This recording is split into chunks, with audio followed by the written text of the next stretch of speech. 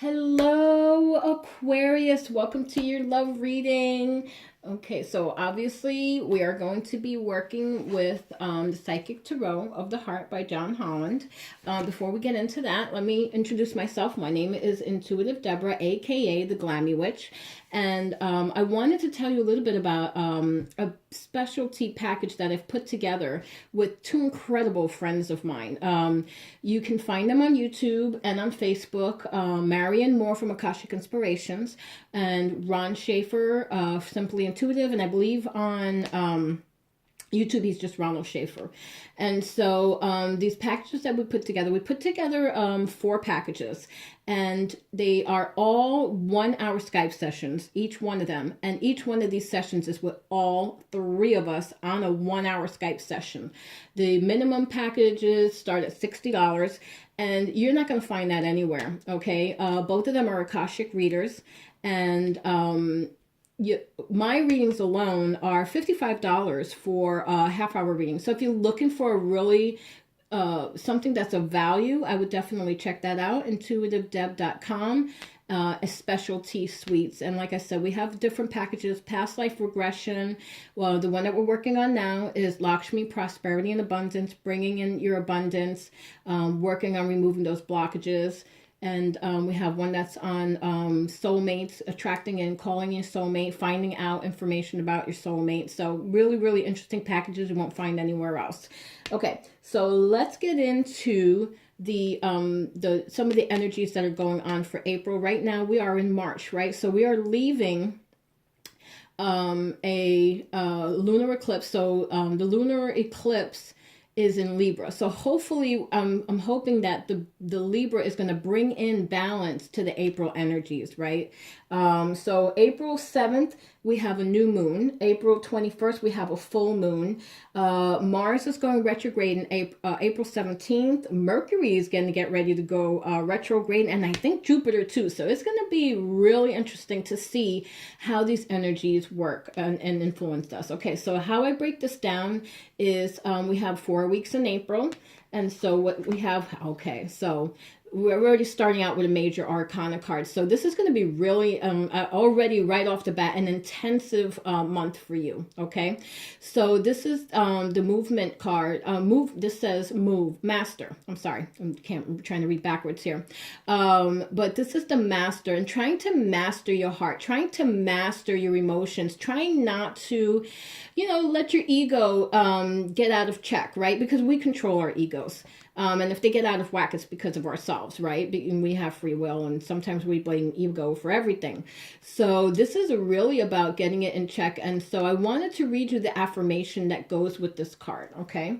And it says, I now release my fears and open fully to a loving relationship with myself and others. And this is traditionally the devil card, right? We can kind of, really trip you up a little bit and letting your ego get in. So the devil is really just your ego and your self-will. So in order to have a meaningful relationship with somebody else, being in a relationship or looking for that loving partner, you have to get control of your own emotions and master your own emotions, right? So very intensive. We're just starting intensely right off the bat. Look at this. Oh my gosh. Okay, so we have another major arcana card. So this is really going to be a deep month for you guys, okay? So release, letting the ego go, so those parts of the ego that are just holding us back, right? And also this is about an emotional healing in the second week of April. And you can kind of use the new moon energies because the 7th is right here, let's say, right? Because we have first week and second week. So use those set new moon intentions to help you release some of these old hurts, these wounds, these traumatic times in your life, so that you can really open up in your relationship and be a better partner in your relationship. And if you're single, you don't want to bring these into your next relationship. So yeah, you guys have a lot of work. I am so sorry. Oh my God. All right, guys, here's the embrace card. And you know what? Let me read the affirmation. I think you guys need the affirmations. let me read the affirmation for the release card, okay? And so you know, and this is the death card. So this is about letting go so that new things can come into your life. So once these beautiful, you know, once these things come out, then you can have these beautiful energies come in. The affirmation is, for this card here, which is the death card, is I let go of expectations and open myself to relationships that flow and grow. So really, really important. I would definitely use some of these affirmations for new moon and full moon intentions, okay?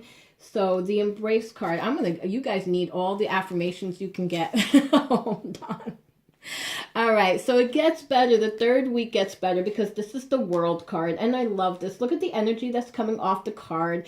You know, you've done the hard work, and there's a seed that's growing here in the core of earth, right? I just absolutely love that. And I love that there's like a flower of life behind him. And so this really opens things up for you.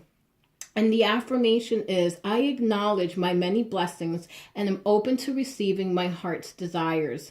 So just really, really beautiful that, thank goodness, this energy starts to come in for you. Otherwise, I think it would have been like a really painful, difficult month for you. So it says just to embrace the change, embrace your world, you know, and you know, things will open up for you. All right, what's the fourth one? Oh my goodness, guys, we have another. Okay, this has never happened. All the cards are major arcana cards. Okay, so I am definitely going to read this for you. Hold on. I think, but it's a gentler energy. It's much, much gentler. So this is the Chariot card. And this is about, you know, charging ahead, moving forward in a balanced manner, right? Because it's usually like a black horse on a white horse. And it's also about flow.